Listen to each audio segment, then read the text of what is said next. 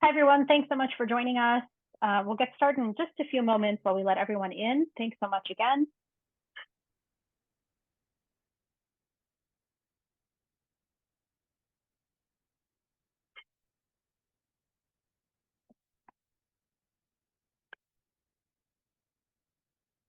Mm,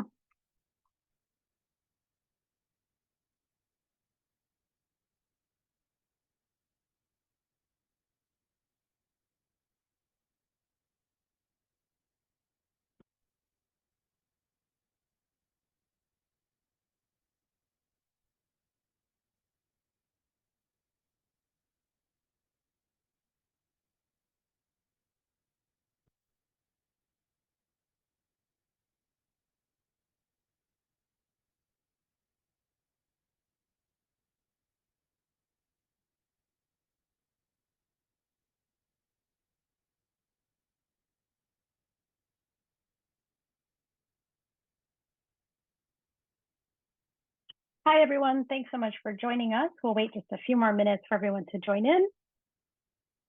Just for a bit of housekeeping so that we can keep everyone on track, we will be presenting the technical rules to everyone with a short introduction, and we'll have about 25 to 30 minutes for questions. Please use the Q&A functionality in Zoom to post your questions, and we'll get through as many as we possibly can. Alternatively, you can also use the chat should you need to ask anything of us specifically, but please continue to use the Q&A. Because there are so many people on the call, this is the best way for us to be able to allow everyone to participate and get through all of your questions.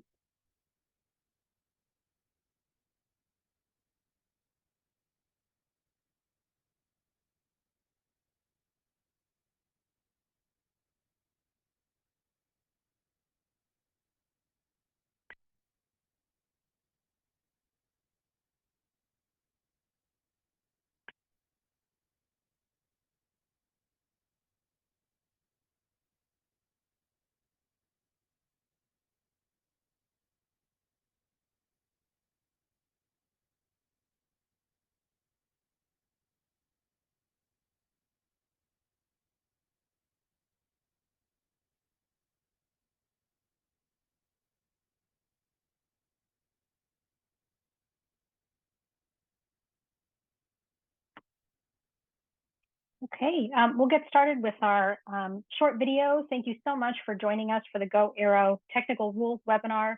We're so glad to have you here. As we said, we'll take an opportunity to share background on the GoAERO prize, as well as the technical rules, and then have an opportunity for you to ask your questions or to raise any concerns that you might have.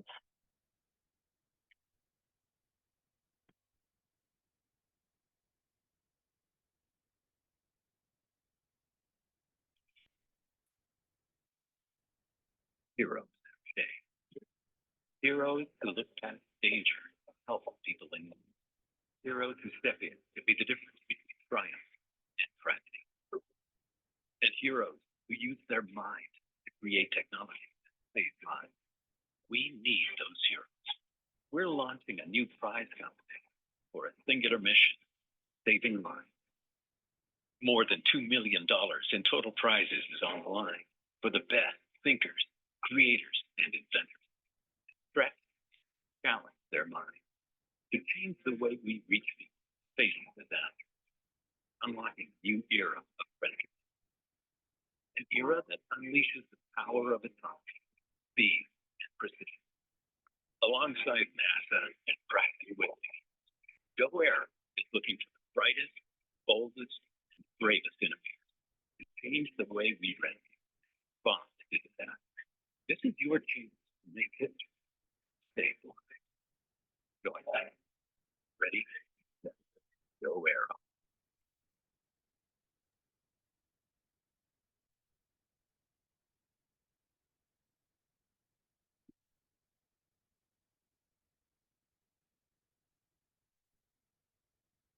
And it's my pleasure to introduce Gwen Leiter, the CEO of GoAERO. Hello, everyone, and thank you so much for joining us today. We are quite pleased that you have joined us to discuss GoAERO and our technical rules. I'm joined today, as you know, by my colleagues Nidhi Chaudhary as well as Sky Sartorius. We will be speaking with you about the technical rules.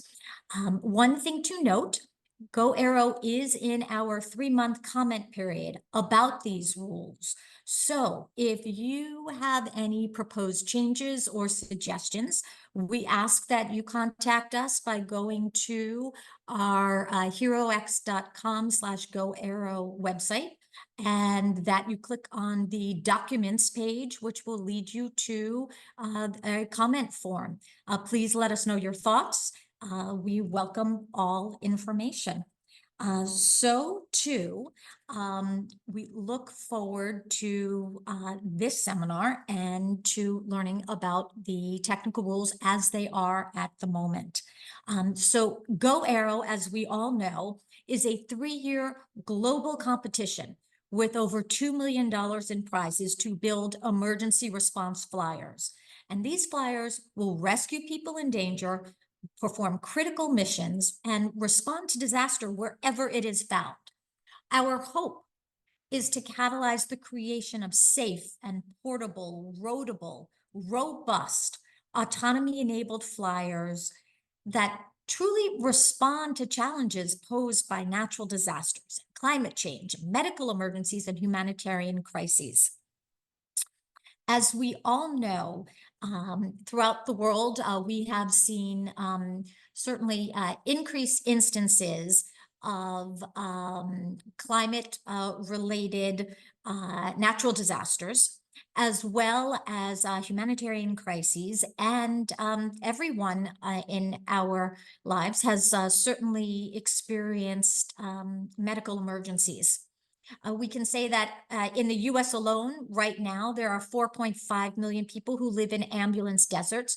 That means on a good day, when there's no traffic and the sun is shining, it still takes over 25 minutes for medical help to reach people in need. And when you combine that with the fact that in 2022, there were more than 380 natural disasters worldwide, affecting 185 million people, resulting in the loss of lives of over 30,000 people.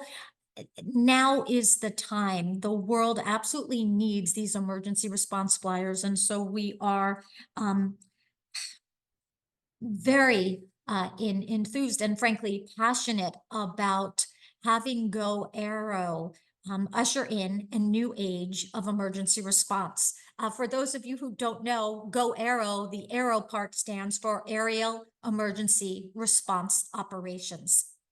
So at GoAERO, we don't do it alone. We are so privileged to have phenomenal partners, corporate partners, organizational partners, governmental partners, including Boeing and NASA and RTX and Iridium and X-Wing and Global Aerospace, as well as over 30 different organizational partners who support our programming and who provide expertise every step of the way. The GoAERO Prize is divided into 3 separate stages. Stage 1, which is the paper stage, has begun with our launch on February 6th, and that will run for most of this year. That is obviously a paper digital submission. Stage 2, which begins really next year and runs through all of next year and into 2026, is the prototype stage, where teams are able to build a full-scale or subscale flyer. And that is up to the teams to choose which they would like to build. And then, of course, everything culminates in the final fly-off, which will take place sometime during the first quarter of 2027. We have prizes awarded in all of the different phases. One very important thing to note is that teams do not need to win a previous stage in order to move on to the next stage. Very often in engineering, perseverance is success. And so we encourage teams to continue on. It is my great pleasure at this moment to turn this over to my colleague Sky Sartorius to take a deeper dive into the technical rules and the missions. Cool, thank you. So yeah, hi, I'm Sky Sartorius. I'm going to be talking a little bit about the, looking at that stage 3 fly off, what you can expect to be asked to do at that stage 3 fly off. This will be a bit repetitive if you went to the last webinar, but we're going to go through that as quickly as we can, but still being complete and leave as much time for Q&A as we can. So let's go on to the first chart here. So there's an overview of the 5 missions. It should be pretty familiar to anybody who's read the rules. We'll just get straight into it. First off, talking about the payload. So the nominal payload is this 125-pound mannequin. The specific model number is called out in the rule book, so you can look that up and kind of get the details. But it's a human-shaped thing that is 125 pounds, 5 foot 5 inches tall. And that is the payload that with a few exceptions for some of the missions, is pretty much assuming to be able to carry this payload for all these missions that I'm about to describe. So let's get started with the productivity mission. Quick overview. The productivity mission is about getting, it's a 2-parter. Show up on site and with your whole system, ground station included, all your parts and spares and all that stuff that you need to complete this mission, on board a single highway legal vehicle, single vehicle in this case, like towing a trailer is fine. You have to get ready to fly and then start flying. And so you start flying the course in this cyan trapezoid. So that's 100 feet long, 5 feet at one end, 30 feet at the other end. So your undercarriage has to touch the ground somewhere in that zone. That gutter around there, that 10-foot wide gutter, that is so that you have that's like extra space that can be used for your ground transportation vehicle for like the setup. So you take off flight, the first segment, you fly it empty of payload. And also, like, once you get off the ground for that first segment, that's when the timer stops on that deployment phase, that first stage. The first phase of this, which is deployment, like getting ready to show that you get ready to fly, and then you fly a segment. A segment here is laps of this course. This is not to scale. The distance between the start, like the baseline and the end line that you have to fly between, is going to depend on what venue we can muster.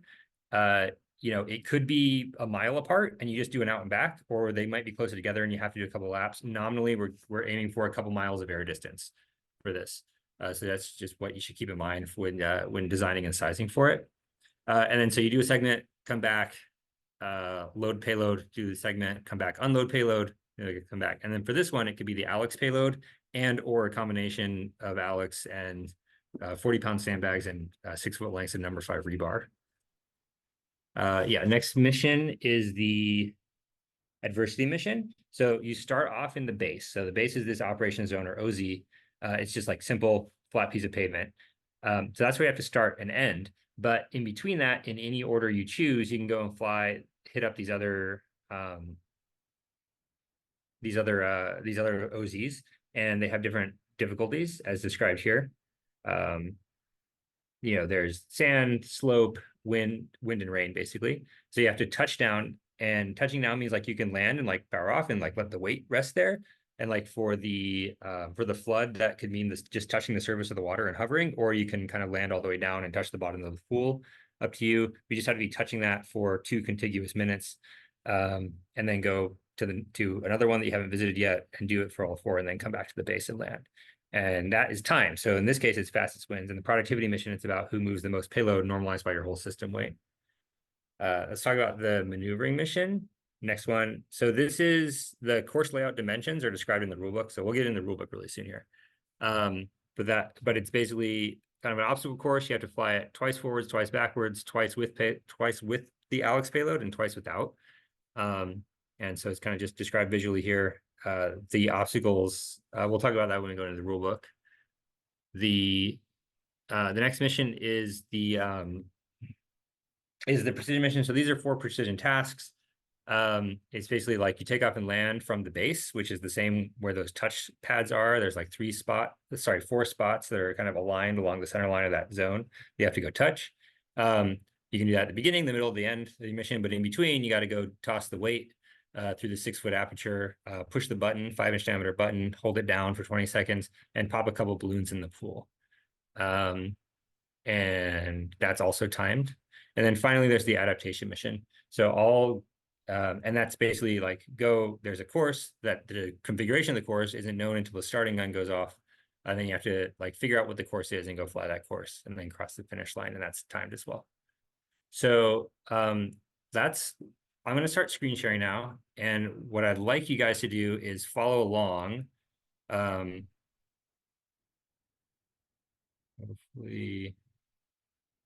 you can see this. So this is herox.com/GoAERO. So everybody on this call, I think, has to be familiar with this website in order to have access to this webinar. So you should be pretty good with this.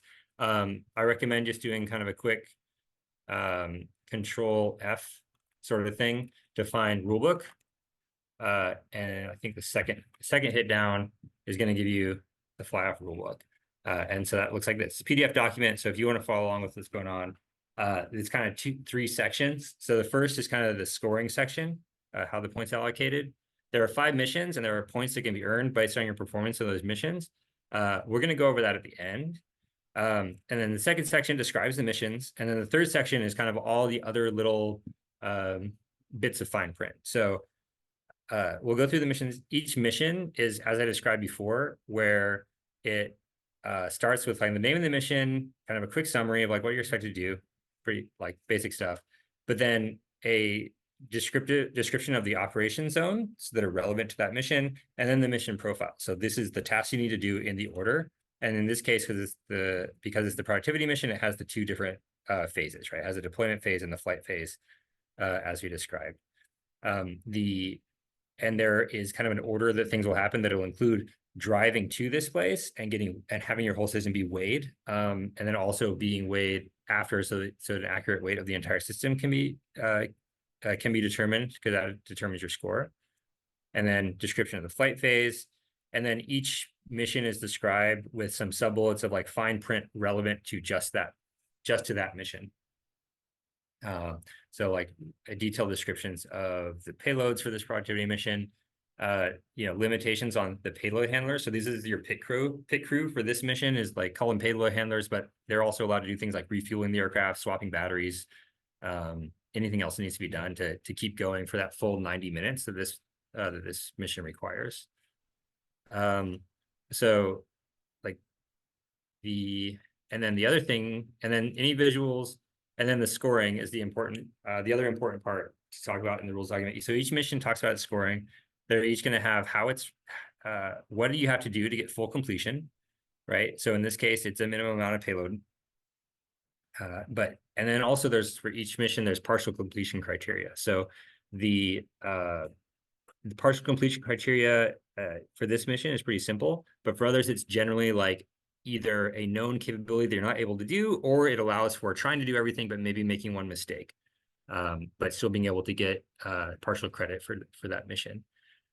And then finally, each mission talks about like how it's ranked. For most of these, it's fastest wins, but for a couple of them, it's a little bit, it might be a little bit different. And so that's the case for all of these missions. So I'm just going to scroll down here and get into the fine print section. Talk about the spirit of the competition. Relatively self-explanatory. Don't cheat. Try to show up to be competitive, things like that. Be safe. Descriptions of the payload. Descriptions of transport and staging. So I mentioned that your system has to fit on this ground transport vehicle, but at the same time, whether you choose to do it with that ground transport vehicle or not, you are required to be able to just move your system around on the ground in a timely manner. And this is driven a lot by just being able to run the logistics of a competition over a 3-day weekend. So you need to be able to and if you choose to use your ground transportation vehicle like for this purpose, right? If you have a trailer or something, like that's great. But you can also bring specialized equipment that you're not penalized for in any of the missions. Like if you bring extra tow bars or dollies or things like that to help you stage and unstage your system, that's great. But just be cognizant that is a requirement. And so think about that ahead of time. If you have it's going to be a big part of the logistics, being able to show up and compete, is being able to do the staging and unstaging.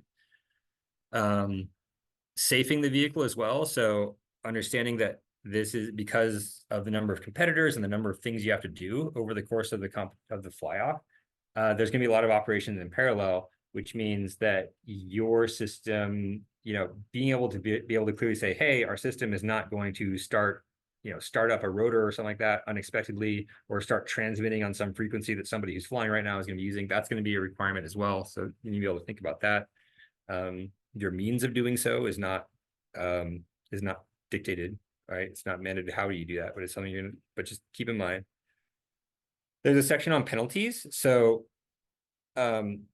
you'll lose points if you get a penalty. And if you get a penalty, you're not eligible to win a mission prize, right? So if you do the best in a mission, you get a prize, and in addition to chasing points for that top prize.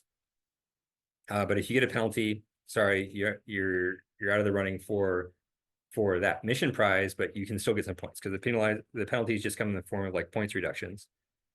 So if you step partially out of bounds of an OZ, right, like you didn't land quite accurately, that's where the single penalty. Double penalties are, other kind of going out of bounds or touching things you're not supposed to touch with your aircraft. Not staging and unstaging, damaging things. There are some of these, like the maneuvering mission, where the obstacles, you're explicitly allowed to touch them as long as they remain functional, right, without needing repairs, to still function the same as the obstacles that they were, right? If if nothing needs to be done to it for the course to be the same for the next person, then that is perfectly legal contact. But going beyond that, or illegal contact of things you're not allowed to touch, that is a double penalty. And then finally, there's like total disqualification is going to be, breaking rules, doing going out of the course boundary. So there's like boundaries that you're allowed to land inside and out of, but then there's going to be course boundaries. It's like, hey, this is your operating zone. You are not allowed to fly anywhere outside of that. That sort of thing is a total disqualification. Anything unsafe generally. Field of play, I'll emphasize that like the layout of the courses for the missions is it's intentionally loosely defined in order for a big part of this being a demonstration of capabilities that are relevant to potential follow-on real-world tasks, is not providing you as competitors with, here is the precise geometry of the course and here's the precise GPS locations of everything you need to know about. That will not be provided. And so it's important to kind of expect the unexpected and understand that the environment that you are going to operate in for the fly off, yes, it is still a competition. It's still going to be in a fixed kind of arena type space. Like, it's still going to be a playing field, so to speak. But it's not going to be entirely predictable ahead of time. And that's an important thing to keep in mind with your designing your system, making choices, developing your software, things like that.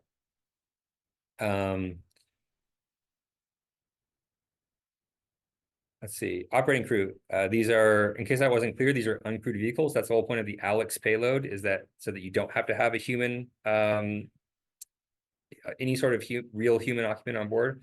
That ALEX payload, you get to choose what ALEX represents. So ALEX could represent a non-ambulatory like victim, like somebody's unconscious and they're lying down, or it could represent a fully qualified pilot who's like actively flying the vehicle. Whatever you have in your imagination, we're not telling you what it is, but you just need to be able to carry ALEX in some plausible position with plausible restraints, and to say like, okay, that could be representative of whatever you're trying to go for. In terms of like the operating crew, that's the people who are like actually the humans on the ground who are responsible for the fly the aircraft. So typical operating crew for uncrewed systems is the pilot in command. If the pilot in command is not looking at the vehicle, at the aircraft, then a visual observer is legally required as well. So that would be another member of the operating crew. And that's it. So for here, it's a cap of 2 people for the operating crew. So there's, and we'll talk about that a little bit more when we talk about points. There's some nuanced definitions of takeoff and landing, has to do with, just, dangling a string to the ground and having that string touch the ground does not count as a landing. The mission order and temps is just kind of some emphasis on like, this is a rain or shine event. And if there is capacity for it, we will figure out a way to allow for reattempts, but the advice is to not count on it and basically be ready to fly. Like a huge part of this competition is being ready to go. That's arguably the majority of it, is being able to show up and fly is huge for this. And even that, given the competition, it's going to be, you're not going to get to fly like during the course of the fly off, you're not going to get to choose when you fly. A lot of that won't be up to you. And also it's like, not everybody's going to get to fly all the missions in the same order either. So that's just something to keep in mind. Cool. That's okay. So that was like big fire hose. Hopefully most of this stuff is not new to most of the audience, because you're, I'll bet some of you have read through these rules more than I have, right? And that's great. But I'll leave you this table is not part of the rules, but it's just like a convenient graphic to zoom in on and to have in the background during Q&A. So Nidhi, if you want to start rattling off the Q&A, we can get going on that. So That's great. Thank you, Sky. hopefully there are some questions.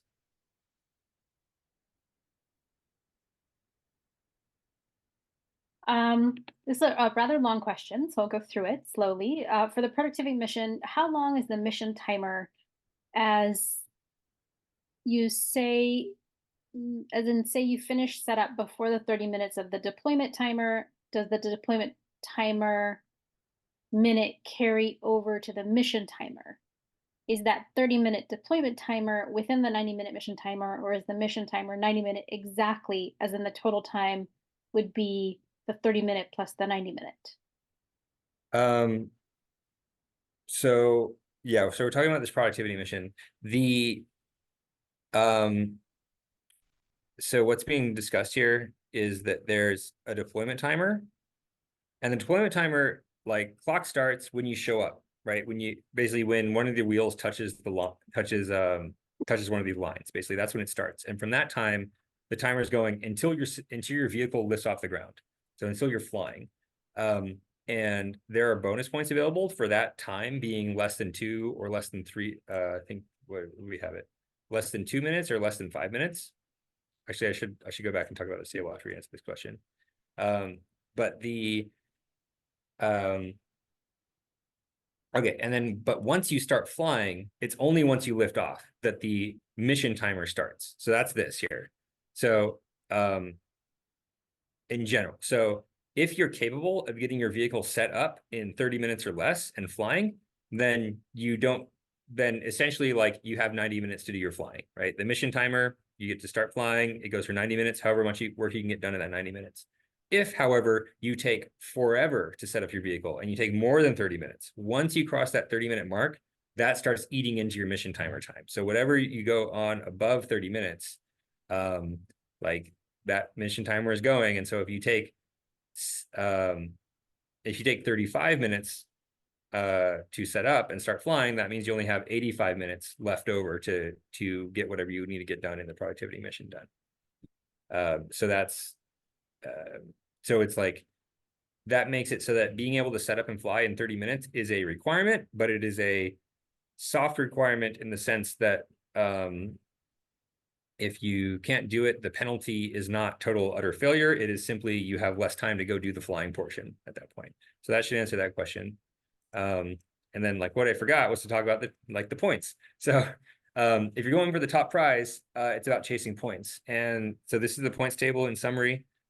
If you want the top prize, you need to get points in 3 out of the 5 missions, including full completion and at least one of those. And excuse me. And completion points are the majority, like, that's the lion's share of what you can get for a mission, is 15 points for fully completing a mission, 5 for partial completion. And then performance points are for doing the best or the second best in each mission. So 5 points for winning, 2 points for second place. There's a cap on completion points, but that cap is kind of is kind of soft because if you actually all do all 5 of those missions, then you get a few points back. There's reasoning behind that. It has a little bit of complication, I know, but there's a reason to the madness. And then the operating crew bonus and the workload bonus, or I want to talk about with the operating crew, where if you're able to operate on a mission with only 1 operating crew instead of 2, like you don't need a visual observer or something, and you're able to get away with just 1 person, then you get an extra bonus point for that mission. And then in addition to that, or could be in lieu of that, right, if you have to fuel, but generally, if you're able to fly the mission where when the vehicle isn't touching the ground, like when it's airborne, you aren't providing operator inputs, in terms of like the operator isn't actually touching the controls, whatever the form the controls might be, whether mouse or keyboard or joysticks, right? And then there's another bonus point available for that. And then we already talked about the bonus, the deployment bonus. Okay, so sorry for that omission. Went a little bit out of order, and I forgot to talk about the points table. But yeah, let's go on and do more question. So another question related to the productivity mission, the normalized rank number, do we want it to be smaller or bigger? Normalized rank. I'm not sure what is the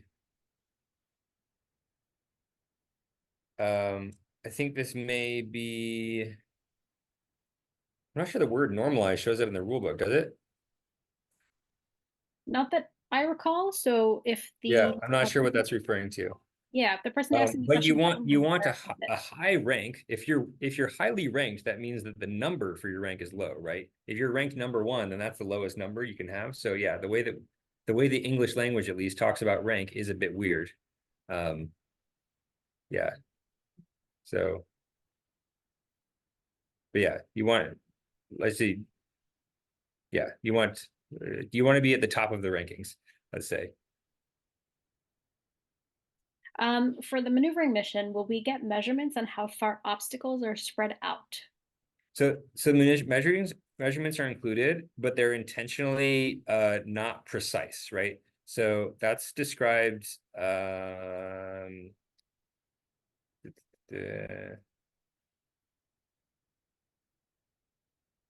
here. So basically it's just saying like, hey, this is the space that these obstacles are going to occupy, but the really precise distances between them is intentionally not provided to you because you need to develop a system that's capable of recognizing where those things are and like figuring out how to fly around them. It's because in the real world, you're not going to have like a perfectly sanitary surveyed course in front of you to fly for public good missions. So that's where this is kind of called out. And this is kind of roughly, a sports field size of layout to kind of give us a sense of scale.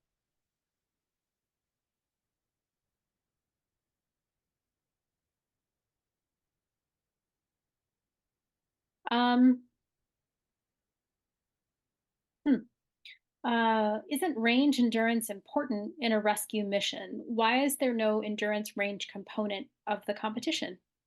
So it's a very good point. There are lots and lots of potential applications and scenarios where range and or endurance are important.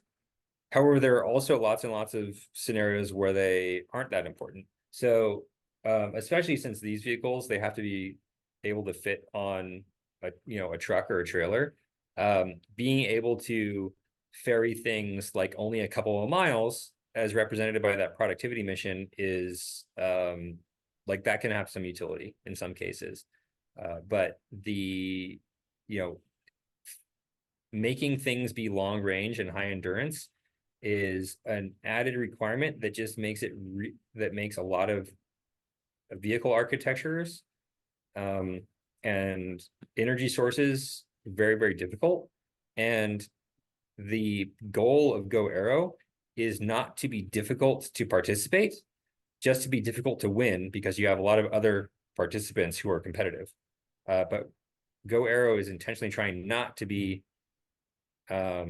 difficult to do. It's trying to be difficult to win because we want a lot of competitors to show up and we want them to be high performance competitors.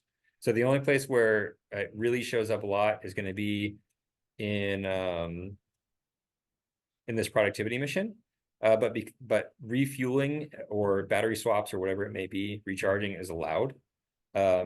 So keep that in mind, right? That's important. But it is about a different kind of endurance where you need to be able to operate and do lots and lots of, takeoffs and landings and have a really robust system that can operate, get work done for a long period of time, even if that does involve refueling and not any one segment going a long ways.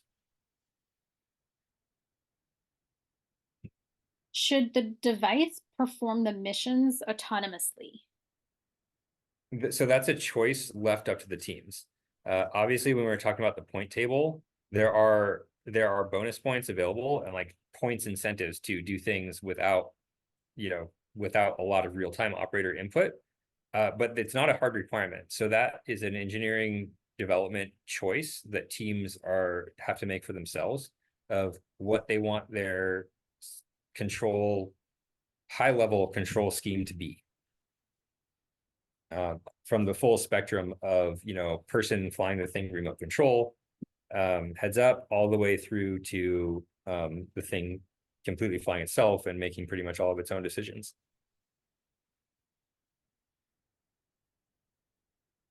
For the adaptation mission, are the cylinders reset after just a pass, or will it be the same on return? Is there a diameter for the red cylinders? So this is talking about the adaptation mission. So this is done with ground markers on the ground. And so what you have to do is you have to overfly those markers, and these markers have sensors that are pointed skyward to verify whether or not you did so correctly. And so you have to overfly each marker only once, and then you have to cross the finish line, and then you're done. So there's no two directions here. You only overfly each marker just once and only once to make that clear. The green markers, have to overfly at less than 35 feet. Yellow markers above 50 feet, and with some nominal center point of the vehicle within kind of a 10-foot diameter cylinder. The red markers you're not allowed to overfly at all with any part of the vehicle. So that is nominally just a straight up laser beam, kind of zero diameter point that you're not allowed to cross with any part of your vehicle. So was there more than one part to that question, or did it cover everything? That was the entire question. Okay, great. What about the certificate of authorization COA for our vehicles or our scale models? I will say yes. What about it? I think you astutely point out that for vehicles that are large, like these will have to be in order to be capable of carrying the payload. The regulatory process to be allowed to fly those is much more involved than Part 107 for vehicles that are less than 55 pounds or 25 kilos.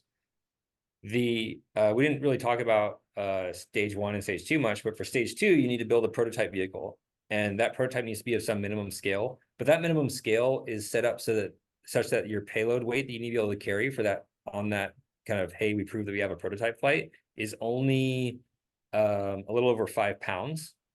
And so you should be able to do that in the sub 55 pound category to make for stage 2, like very low regulatory barriers for participating in that. But the stage 3 fly-off vehicles are large aircraft that will need to be, registered and like all of that stuff. So yes. So what about COAs? Yes.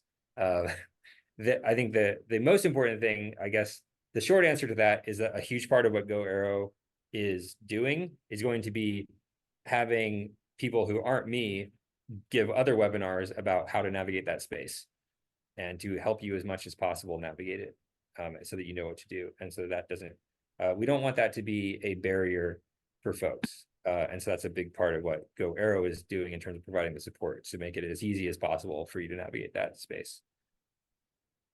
And Follow up. Yeah, thank you, Nidhi. Yeah. To follow up on what Sky was saying as well. So one of the benefits that GoAERO offers is that we have mentors and experts working directly with teams to help them through this process. So too, members of the, or I guess employees of the FAA will be giving lectures on pathways and how to work towards them.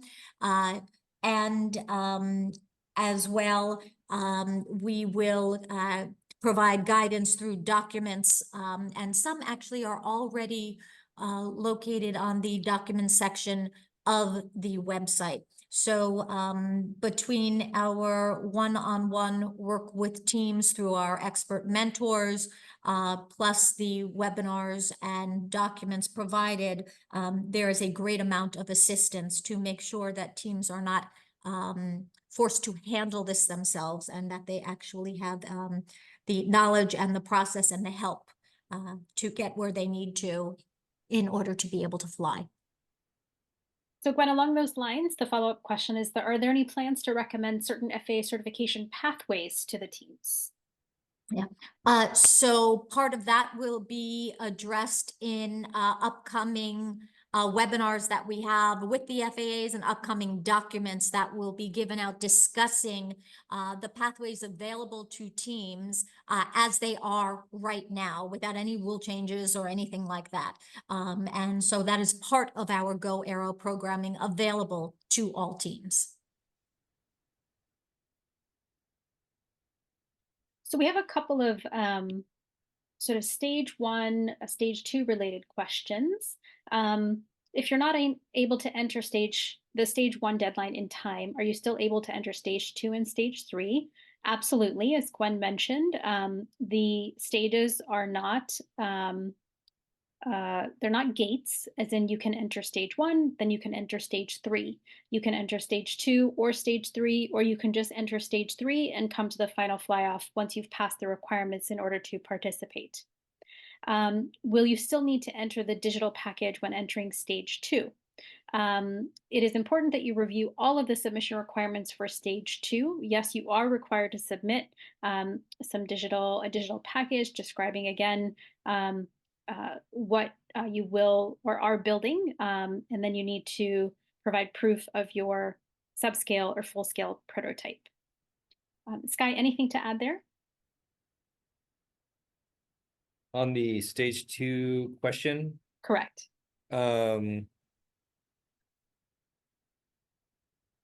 so we talked about the digital, so you need the digital for stage 2 and the prototype. So what do we, I don't have it up here for screen sharing. Wait, or do I? I think I do. Yeah. No, that's okay. No, I think we're clear on that one. You still need to submit, as we said, the digital package. Yeah, so you need to do the package, and then there's like this added part, right? So it like some teams might like have almost entirely 100% the same kind of first part of that package for their stage 2. And then you need concept validation. So the big part of that concept validation is showing, hey, we built something and it flies. And not only does it fly, but it flies with this minimum amount of payload on board, which is 35% scale. Yeah, so that's like a linear scale. And so when you scale down with squared cube laws the way they are, that scales down linear to that 125-pound payload only becomes a little over 5 pounds. So that's the big thing you need to do, but that's a minimum. So you could just go straight away and build a full-scale prototype. What else there to say about scale stage 2? I think that's everything we need to say. Yeah. Yeah.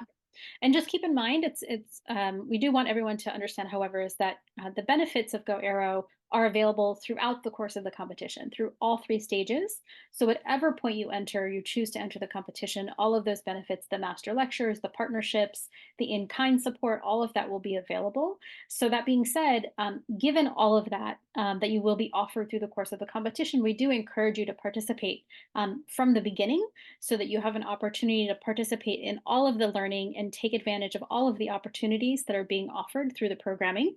And you have an opportunity to connect with innovators around the world, have an opportunity to meet with experts at all levels and in all industries in order to support you through this entire process. And then just piggybacking on that, there's a question about, will mentors be available to teams before first round, after first round? Absolutely, mentors are available to teams. Again, we would encourage you to visit herox.com/GoAERO. And if you look at the advisors tab, you can see the caliber and the breadth and depth of the advisors that we have available for teams through the entire course of the competition. Many of those advisors will be doing master lectures over the next year, 2 years. So we encourage you to pay attention to updates on that page. And then finally, again, if you go to herox.com/GoAERO under the Documents tab, you will see a form that says, I need a mentor, or I would like a mentor. And there you can, there it is, mentor request form. Yes, you can request a mentor. You can suggest, or you can request certain areas of expertise where you need particular support. You can offer your time zone, how much support you would like. So all of that is available to you. And then we will do our very best to match you with the mentor or mentors who can support you through the process. And is that I guess the other part of that question was like, is that it sounded like the person asking that question wanted a sense of like timeline in terms of, oh, do we get mentors like now and up through stage 1 or only after stage 1? We will do our best to provide mentors through the entire course of the process. Depending on what stage you're in, where you're at, we are currently onboarding all of our mentors, and we will do our best to match you as soon as we possibly can. So then along those lines, is there a scoring rubric for the first stage? There is, but I don't believe it's published yet, right, Nidhi? It's not. No, the scoring rubric is currently in process, and we will make that available as soon as we possibly can. We would suggest, however, Sky, if you can scroll down, is that you can see the submission form here, the stage 1 submission form as it currently stands. Again, as Gwen mentioned, please keep in mind that we are currently in the comment period of the competition. And so the submission form is subject to change. However, by looking at this particular document, you can see all of the detailed requirements that you may be required to submit, including all of the formatting, all of the character limits, all of the page limits, and you can find all of that in this particular document. And we will make the scoring rubric available as soon as we can.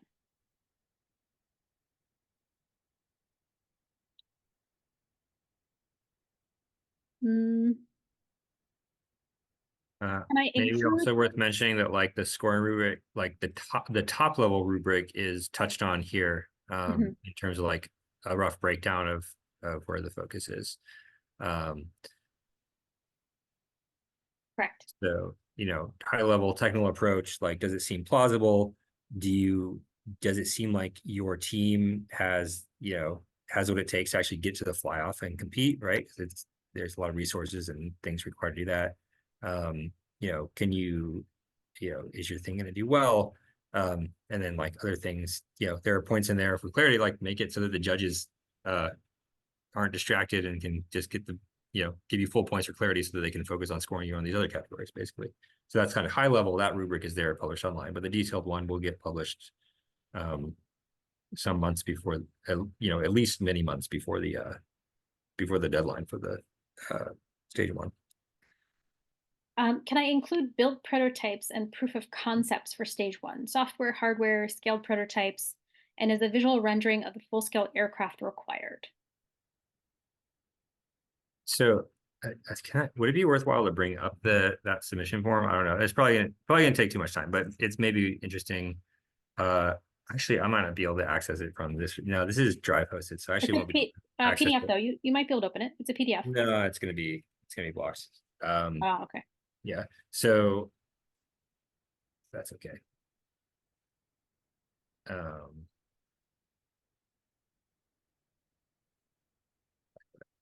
right. Anyway, so you can look at the submission form. The front matter of the submission form, like there is a request for a I think the phrasing used is publicly releasable image, right? Which that's up to teams to decide how much of your design you want to publicly release. It could be an abstracted icon, or it could be like, hey, here's a rendering like of exactly what we're doing. That's up to you. There is no explicit requirement for like 3D CAD and renderings, but there is a requirement to communicate, hey, what does your system look like? What is it like? look like, both in terms of like visually, but in terms of systems architecture and things like that. So those requirements are in there in terms of what you're going to need to submit. So check out that submission form. But no, you don't need fancy rendered video. It's set up to be judged on merit and where, you know, flashiness is not going to be a part of what determines the stage 1 winners. Is the concept allowed to be substantively changed during the competition without submitting an entirely new digital package? So yeah, so what's important to keep in mind is like, I know that Gwen was talking earlier, she's like, oh, you don't need to win a previous stage in order to move up, like participate in another stage. You actually don't even need to participate at all.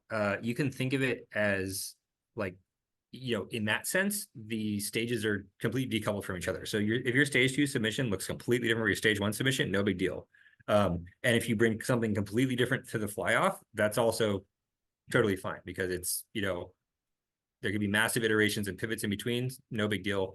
And in fact, probably, you know, it wouldn't be surprising either. So that's totally fine to have over the course of the next few years, radical changes in your approach as you learn new things. Gwen, if you wouldn't mind answering, what types of sponsors would be ineligible for backing a team's concept? So we have, I'll start with the process. You can see on the website in the documents section, we have a sponsor approval form. And so once you have, or you're thinking of your sponsors, if you can just fill that out and get us, we would very much like to be able to approve all sponsors. And the aspects of that are all being finalized at the moment. But as teams are going to raise funds in order to proceed with their builds, we are cognizant that teams need sponsors and partners. And so part of what we do, certainly with our in-kind sponsors, is to help teams, and teams will certainly raise funding through a number of different methods, whether it's sponsors or VCs or engaging with individuals and a variety of ways. So too, I should mention, we will have some lectures as well about fundraising and different aspects and ways that one can go about procuring sponsors and raising funds. Great, thank you. Just to clarify, there seems to be some more questions about the decoupling of the stages. You have to submit for stage 1 in order to go on to stage 2. No, you do not need to participate in stage 1 in order to participate in stage 2, nor do you need to participate in stage 2 in order to participate in stage 3. They are completely separate. While we would encourage you to participate in all 3 stages so that you have an opportunity to win prize funding, again, to communicate with other innovators, to engage throughout the competition, you do not need to participate in one stage in order to participate in the next stage. You can participate in stage 1 and then go on to the final fly-off, or you can go directly to the final fly-off. It is entirely up to how you would like to approach the competition. Scott, a few more technical questions. Given the adaptability aspect, is it expected for the vehicle to be remotely piloted for all missions? There is no expectation of any one particular architecture or approach to operating a vehicle, right? So remotely piloted, it is expected that there is a single individual on the ground who has the responsibility and accountability of pilot and command, but whether that individual is actively in real time moving some sort of control of, you know, some sort of input device that directly affects control effectors on the vehicle in real time, that's if that's what remote piloting means to you, then that is one way to do it, and that's fine. But also having a very sensor and software, you know, much more automated system is also a perfectly fine approach. And there, you know, we expect to see a full spectrum of everything in between as well, of possible approaches to this problem. And it's the competition is designed such that if you choose to put a lot of resources into automation and sensors and software, then there are potentially competitive advantages to doing that. But also there are, if you choose to focus on other things instead, there could be an advantage in doing that to gain performance elsewhere.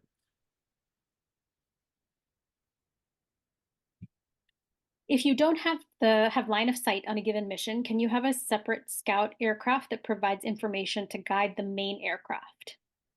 So if we talk about like, if you go to the rule book here, there is in section, oh, I guess I went past it. But yeah, takeoff and landing definition. So you're allowed to have like one system. The key here is that when you land, it all has to be together, right? So everything needs to remain attached to the aircraft. Sorry, the key here is like the entire system is a single unit. So in terms of daughter aircraft, there are ways to make that work in some cases. If you're using daughter aircraft to fulfill like FAA required line of sight, I don't think that's what this question is about, but I'm pretty sure that won't work. But in terms of just having daughter vehicles that are able to do certain tasks, whether it's scouting ahead or doing certain tasks, that sort of thing is not explicitly forbidden. So hopefully that answers the question. But if you're doing that, just be very wary of the takeoff and landing definition. What is the meaning of AED? An AED is an automated external defibrillator. So this is the kind of device that you'll see a lot in shopping malls or airports, and it's a device that if somebody's experienced like a cardiac arrest, then it's hook it up to the person, and it has enough automation inside to be able to assess and understand whether this person needs defibrillation or not. And so it's kind of an example of a piece of life-saving equipment that is relatively that's a lot smaller than and lighter weight than a full Alex payload. And so I'm not sure, I don't think that's written anywhere in the rule book, but maybe it's somewhere on the website. But that's the sort of thing of like getting an AED to somebody quickly is definitely the type of scenario that you could imagine being life-saving, and doing that by air being a way to get that to a person a lot faster in some cases. Generally, are the landing zones meant to be at least partially touched, or must the vehicle be entirely within the bounds, or does it depend on the mission? So I guess it's easier to answer that question in the negative. So the operation zones, you need to touch down fully inside of them. Another way to put that is no touching outside of them without penalty. So that's maybe that's an easier way to put it. So you definitely, if you're landing in an OZ, you need to have everything that's touching the ground be touching inside the boundaries of that OZ.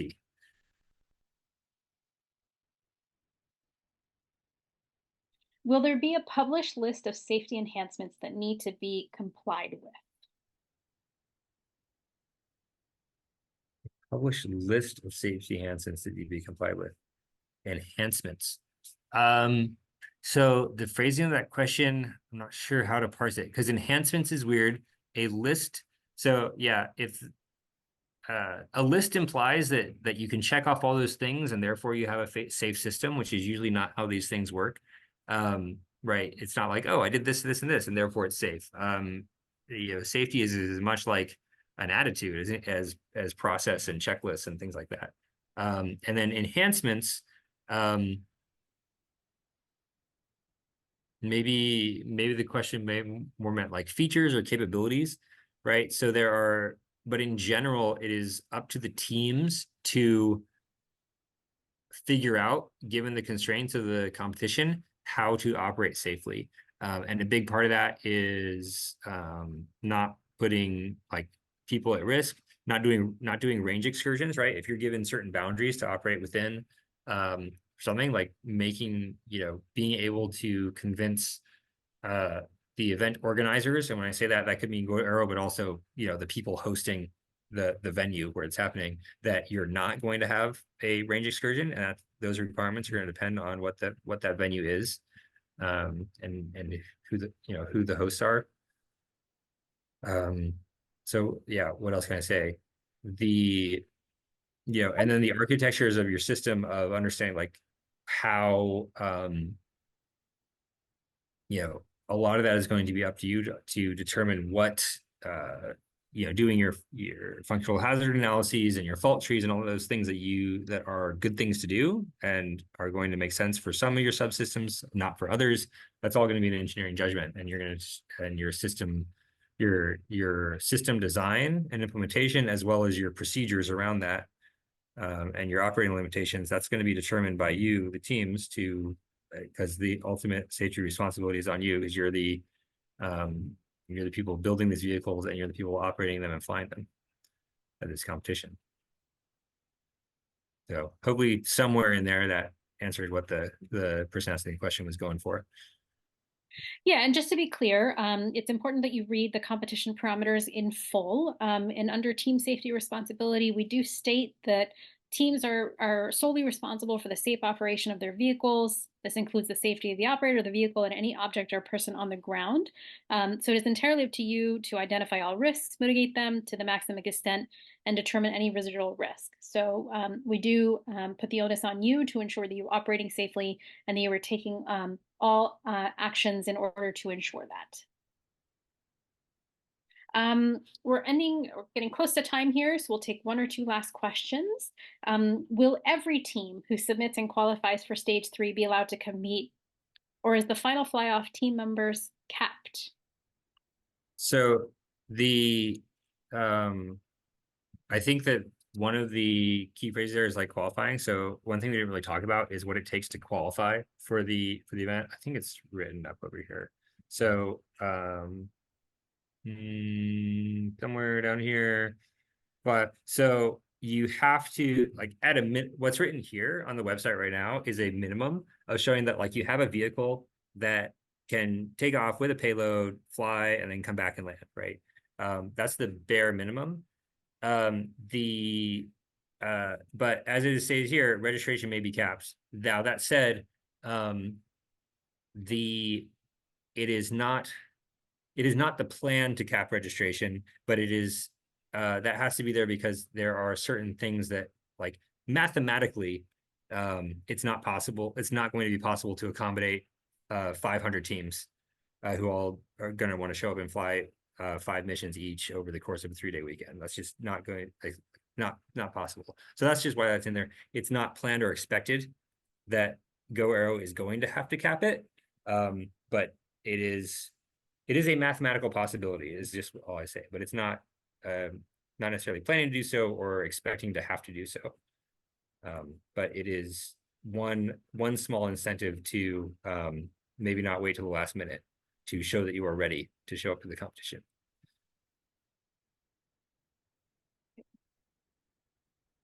I think we've gotten through all of our questions at this point, and we've also come upon time. So thank you all so much for joining us for the technical rules webinar. Again, a couple of notes to keep in mind. As we've mentioned, please be sure, if you haven't done so already, to go to herox.com/GoAERO in order to, again, register for the competition, review all of the rules and requirements, participate in the forum, connect with other innovators around the world to form your team. You can also use this platform to look for team members if you are looking to add expertise to your team. You can also see all of the teams that are participating in the competition. And again, as we've mentioned it many times already, the Documents tab is a very good resource for you. Please use it to see all of the resources that we are providing to you, as well as the forms to submit for your sponsor request, for a mentor request. The webinar replays will also be posted there, along with master lectures that will come in the future. So this website is your resource over the next 3 years in order to keep up to date on the competition. The next comment is that, as we've mentioned a couple of times, the competition is currently in the public comment phase. And so we are continuing to solicit public comments from you and from other experts. So again, please use the public comment form in the document section. And then once that period is over, we will provide a full update on the final rules the judging criteria, and the submission form. Should you have any questions, please feel free to reach out to us. Please also use the forum to post any questions. We are constantly monitoring it and replying to any comments there as well. Again, thank you so much for joining us today, and we look forward to your participation in the competition.